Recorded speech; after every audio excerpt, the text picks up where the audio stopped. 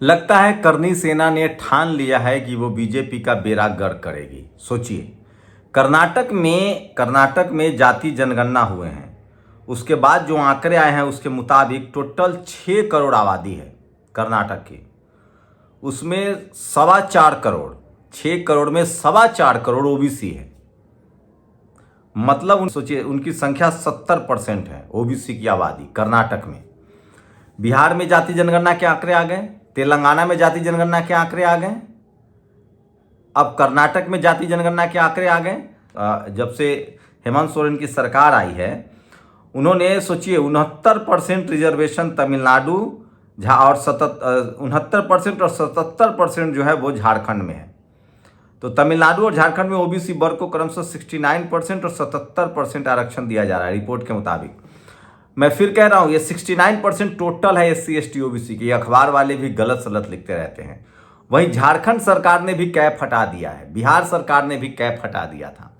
लेकिन सोचिए, high court supreme court से इस पर रोक लग जाती है। लेकिन अभी भी कई राज्य हैं जहां ओबीसी को 27% रिजर्वेशन नहीं है। तो बात इसी संवैधानिक हक की होगी। कांग्रेस ने बड़ी लाइन खींचना शुरू कर दिया है। ऐसे में जब तक बीजेपी को हिंदू मुस्लिम चल रहा था, जैसे बंगाल में हिंदू मुस्लिम लगातार चल रहा है, वहां तो बीजेपी को फायदा हो सकता है। लेकिन सोचिए, बीजेपी को करनी सेना ने डुबाने का मन बना लिया है। अब जिस देश में 90% आबादी एससी एसटी ओबीसी के हो, उस देश में आप उस पर लाठी चला के दंगा करके चुनाव तो नहीं जीत सकते हैं। तो क्या करनी सेना बीजेपी को डुबा देगी? ये सबसे बड़ा सवाल है। कल आगरा में जिस तरह से लाखों करनी सेना के कार्यकर्ता मतलब जनरल कैटेगरी के लोग हैं। अगर टोटल जनरल कैटेगरी का वोट जोड़ दिया जाए तो वो मामला मैक्सिमम पहुंचेगा तो 10 से 12%। चलिए 15% मान लेते हैं। अब 15% लोग 85% लोगों पर हमला करने की कोशिश करेंगे, उसके नेताओं को धमकाएंगे। सोचिए, राणा सांगा विवाद हुआ, इतिहास का विवाद था, संसद में कोई बयान दिया गया, उस पर प्रतिक्रिया हो सकती है, देनी भी चाहिए। वैसे तो इतिहास, अब हम लोग तो चाहते हैं कि आज़ादी से पहले क्या हुआ वो सब भूल जाए, आज़ादी के बाद जो संवैधानिक अधिकार है उस पर बात किया जाए। सवाल है कि बीजेपी ने इकोनॉमिक वीकर सेक्शन का रिजर्वेशन दिया। इकोनॉमिक वीकर सेक्शन मतलब सवर्णों को आरक्षण दिया 10%, कोई डेटा नहीं। ये बात धीरे धीरे घर कर रही। कई बार जो आपको फायदा दे रहा होता है वो नुकसान कर जाता है। योगी आदित्यनाथ ने एक बार खुद कहा था कि मैं क्षत्रिय समाज से हूं, मतलब जनरल कैटेगरी में मैं राजपूत समाज से हूं। अब इसी बयान को लोग जोड़ तोड़ को देख रहे हैं। अखिलेश यादव ने इसको पॉलिटिकल एजेंडा बना दिया। राणा सांगा पर जो बयान दिया गया था वो सही है, गलत है, ये तो इतिहास तय कर रहा है। लेकिन इसको लेकर एक पोलराइजेशन तो हो रहा है। ठाकुर समाज का जनरल कैटेगरी का वोट ऑलरेडी बीजेपी के पास है, तो समाजवादी पार्टी को कोई नुकसान तो हो नहीं रहा है। हाँ, उसको फायदा जरूर हो रहा है। जिस तरह से करनी सेना के लोगों ने तलवार और बंदूक लेकर प्रदर्शन किया, जिस तरह से अखिलेश यादव और रामजीलाल सुमन को मरने मारने की बात कही, उसके बाद ये पोलराइजेशन तो हो रहा है। और ये बिहार में अब चुनाव है, बिहार में आपको दिख जाएगा। सोचिए, 22 करोड़ का टेंट हाउस लगवाने वाले प्रशांत किशोर की रैली में 5000 लोग भी नहीं आए, क्योंकि उनकी कम्युनिटी के लोग बीजेपी के साथ हैं, वो तो प्रशांत के साथ हैं नहीं। आज एक गरीब समाज जो ताती तत्मा समाज है उसकी रैली हुई, उसमें लोग लाखों लोग आए। इसका मतलब है कि बिहार में एससी एसटी ओबीसी के लोग एकजुट हो रहे हैं। बस शर्त इतनी है कि तेजस्वी यादव हो या अखिलेश यादव हो, मायावती जी हो या चंद्रशेखर हो, नीतीश कुमार हो, ये तमाम लोगों को अब जो बीजेपी के खिलाफ लड़ना चाहते हैं उनको समझ में आ जाना चाहिए कि अब आपका वोट, इस राजेंद्र प्रसाद सिंह की लाइन कितनी मारक है कि कांग्रेस बीजेपी सिर्फ और सिर्फ पैसे वाली की पार्टी है। उनके पास जनाधार नहीं है। जनाधार तो बहुजन लीडरशिप वाली पार्टियों में, एससी एसटी ओबीसी की, और वो एकजुट होता हुआ दिख रहे हैं। अगर बिहार के चुनाव में इस बार जनरल कैटेगरी को इंडिया गठबंधन टिकट न दे तो चमत्कार हो सकता है, क्योंकि गांधी मैदान में दिख चुका है कि आप खर्चा करके भी एससी एसटी ओबीसी के लोगों को नहीं ला सकते हैं। वो भूमिहार, जनरल कैटेगरी में भूमिहार समाज से आते हैं प्रशांत, लोग उनसे पैसे भी ले रहे हैं, गाड़ी का खर्चा भी ले रहे हैं, लेकिन रैली में नहीं आए। मतलब उनके साथ सिर्फ कार्यकर्ता हो सकते हैं 5-10 हज़ार यूपी बिहार के, वोटर नहीं है। वोटर इसका मतलब क्रिस्टल क्लियर है कि हमको अपने सामाजिक लक्ष्यों की तरफ जाना है। ये एक बड़ा संकेत है और यही संकेत दिखाता है, बिहार के चुनाव में दिखा देगा। अगर यहाँ महागठबंधन ने, कांग्रेस ने लाइन खींचनी शुरू कर दी है, जाति जनगणना के आंकड़े आए, 42% रिजर्वेशन की बात कह रही है। अब कर्नाटक में ओबीसी रिजर्वेशन करने की वो बात कह रहे हैं, 51%, आबादी लगभग 72-70% ओबीसी की है। पार्टी अध्यक्ष बदला है उन्होंने, अगर वो टिकट देने में भी उन्होंने इसको बनाए रखा और SC ST OBC के उन चेहरों को टिकट दिया जो बीजेपी से लगातार पिछले 10 सालों से संघर्ष कर रहे हैं, चाहे वो रतन लाल हो, जिस तरह से अनिल जयहिंद को उन्होंने ओबीसी मोर्चा का अध्यक्ष बनाया है, ये भी एक शुभ संकेत है। राहुल गांधी 3 बड़े कार्यक्रम बिहार में कर चुके हैं, तो उनके अध्यक्ष जो है वो शेड्यूल कास्ट से हैं। ओबीसी को अगर ठीक ठाक टिकट दिया तो खेल बदल जाएगा। चूंकि बीजेपी की मजबूरी है, बीजेपी वैसे भी 10% से ज़्यादा टिकट नहीं देगी जनरल को, क्योंकि बीजेपी खुद चुनाव जीतने में, वो भले चुनाव जीतने के बाद जनरल का मुख्यमंत्री बना दे, लेकिन वो चुनाव जीतने के लिए उसको पता है कि जनरल कैटेगरी के लोगों को 10% से ज़्यादा टिकट नहीं दे सकते हैं, या हो सकता है कि वो भी ना दे। हाँ, बहुजन लीडरशिप वाली पार्टियां, चाहे वो चिराग पासवान हो, चाहे नीतीश कुमार हो, चाहे मांझी हो, इनके दलों में सवर्ण समाज के लोग की भरमार है, तो ये टिकट पकड़ा सकते हैं।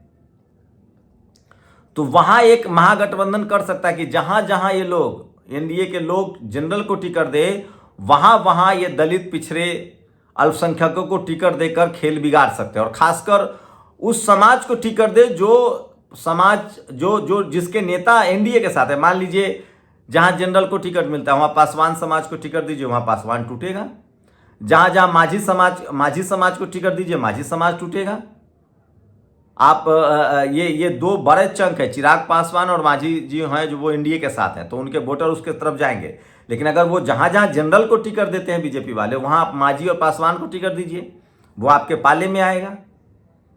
वैसे ही बीजेपी की रणनीति है कि जहां जहां मुसलमानों को टिकट देंगे आरजेडी महागठबंधन वाले, वहां वहां वो यादव को लड़ाएंगे, जो कोर वोट बैंक हैं।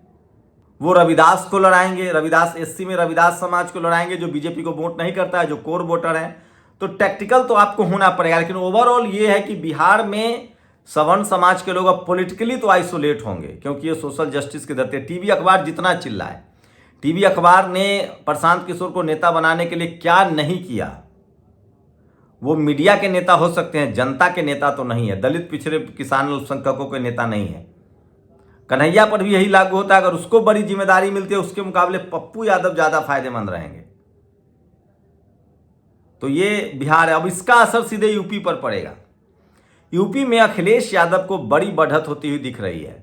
अगर अखिलेश यादव ने बीएसपी या चंद्रशेखर आजाद से गठबंधन कर लिया तो योगी आदित्यनाथ का सुपड़ा साफ हो जाएगा। पिछले बार भी कुर्मी कुशवाहा ने जमकर वोट दिया था, 1 दर्जन के करीब सांसद जीते हैं, खासकर कुर्मी समाज में, जिसमें सबसे ज्यादा समाजवादी पार्टी में 5 या 7 लोग करीब जीत के आए हैं। तो कुर्मी ओबीसी में कुर्मी डेंट लग रहा है।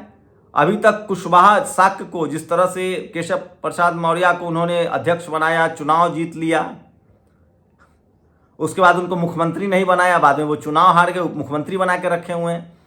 राजनीतिक मैसेज जा रहा है। योगी आदित्यनाथ जिस तरह से राजनीति कर रहे हैं, करनी सेना जिस तरह से हंगामा कर रही है, इसका फायदा तो अखिलेश यादव को होता हुआ दिख रहा है। बीज और झारखंड में फॉर्मूला लागू है, दोनों जगह 132 सीटों का आंकड़ा है। तो अब बीजेपी के लिए मुश्किल बढ़ रही है। और मैं कह रहा हूं, आज पूर्व संध्या है, 14 अप्रैल बाबा साहब की जयंती है। बाबा साहब ने जो संविधान दिया है, बाबा साहब ने जो एक वोट का अधिकार दिया है, अभी सिर्फ 75 साल हुए और 1000 साल की गुलामी दरकने लगी। मैं फिर कह रहा हूं, अगर संविधान रहा और वोट की ताकत रही तो इस देश में जो शोषित पीड़ित जनता है, जिनकी आबादी 90% लोग हैं, वही इस देश में चीफ मिनिस्टर और प्रधानमंत्री बनेंगे। पहली बात, अब तो प्रधानमंत्री कोई गैर ओबीसी नहीं हो सकता है, कोई गैर एससी नहीं हो सकता है, कोई गैर किसान नहीं हो सकता। अब तो प्रधानमंत्री आपको SC ST OBC ही देना पड़ेगा, या किसान समाज से मराठा, पटेल, जाट, गुजर ही देना पड़ेगा आपको प्रधानमंत्री, या तो किसान कम्युनिटी का होगा। जनरल कम्युनिटी के प्रधानमंत्री पद पर तो अब बात बनेगी नहीं, ये भी तय है। तो राजनीति 90 डिग्री घूम गई है। और जैसे ही SC ST OBC के लोग संसद विधानसभा में पहुंचेंगे, और खासकर जागरूक लोग अगर पहुंचे, जैसे कांग्रेस जागरूक को नहीं देती थी टिकट, वैसे ही बीजेपी नहीं दे रही। अब कांग्रेस तो है नहीं सत्ता में, बीजेपी सत्ता में, बीजेपी भी जागरूक SC ST OBC को टिकट नहीं देती है। अगर बहुजन समाज के लोगों ने जागरूक लोगों को चुन लिया तो फिर जैसे ही संसद और विधानसभा में SC ST OBC की भरमार होगी, सारी पॉलिसी उनके पक्ष में बनेंगी।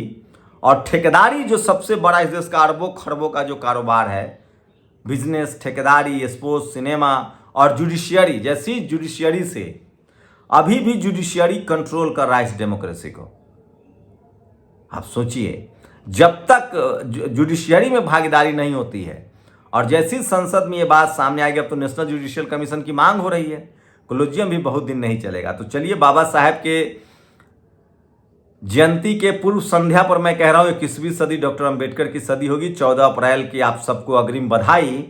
और शायद ही देश का कोई जिला हो, कोई गांव हो जहां बाबा साहेब की जयंती नहीं मनाई जा रही। और अप्रैल का महीना तो खास है, सम्राट अशोक की जयंती, ज्योतिबा फुले की जयंती और बाबा साहेब की जयंती। आप सब लोगों को जयंती की अग्रिम बधाई। और बाबा साहेब का संविधान और वोट का अधिकार इस देश के 90% लोगों को मजबूत बनाएगा, तभी ये देश मजबूत होगा। तो जातीय राष्ट्रवाद, धार्मिक राष्ट्रवाद से निकलकर भारतीय राष्ट्रवादी बनिए, संविधान के साथ चलिए। शुक्रिया।